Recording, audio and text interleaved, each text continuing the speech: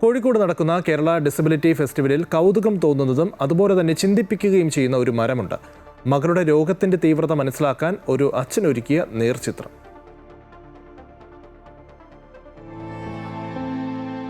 Kerala disability ഫെസ്റ്റിവലിന്റെ ഓരോ വേദികളിലൂടെ കടന്നു പോകുമ്പോഴാണ് മരുന്ന് കുപ്പികളെല്ലാം നിറങ്ങൾ മൂടികൂട്ടി ബദാം മരത്തിലായി തൂക്കിയിട്ടിരിക്കുന്നത് ശ്രദ്ധയിൽപ്പെടുന്നത്.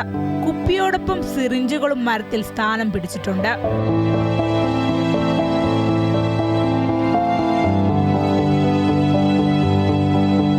മകൾ ഷതയുടെ രോഗത്തിന്റെ തീവ്രത ആളുകളിലേക്ക് എത്തിക്കാൻ കൊയിലണ്ടി സ്വദേശിയായ യൂസഫ് ചങ്ങരോത്ത് ഒരുക്കിയതാണ് ഈ മരത്തിലെ വർണ്ണക്കുപ്പികൾ. 20-കാരിയായ ഷതയ്ക്ക് 1-ാം വയസ്സിൽ അപസ്മാരം പിടിപെട്ടിരുന്നു. തുടർന്ന് മകൾ കഴിക്കേണ്ടി വന്ന മരുന്നിന്റെ കുപ്പികളാണിത്. ഡിസബിലിറ്റിക്കാരിയും അതേപോലെ അപൂർവ രോഗ അവസ്ഥയിലുള്ള റെഡ് സിൻഡ്രോം എന്ന ഒരു അവസ്ഥയിലുള്ള എൻ്റെ മകള് കുടിച്ച മരുന്നിൻ്റെ കുപ്പികളാണ്.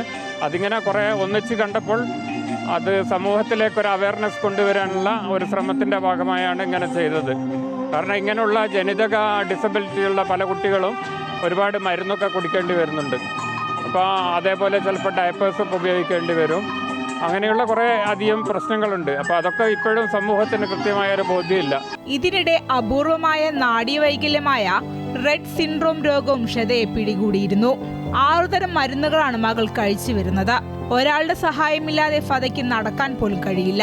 രോഗം അലട്ടുന്നുണ്ടെങ്കിലും പഠനവും മുന്നോട്ട് കൊണ്ടുപോകുന്നുണ്ട്.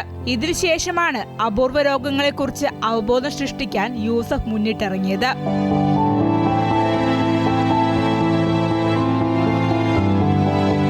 അമൃത ന്യൂസ്, കോഴിക്കോട്.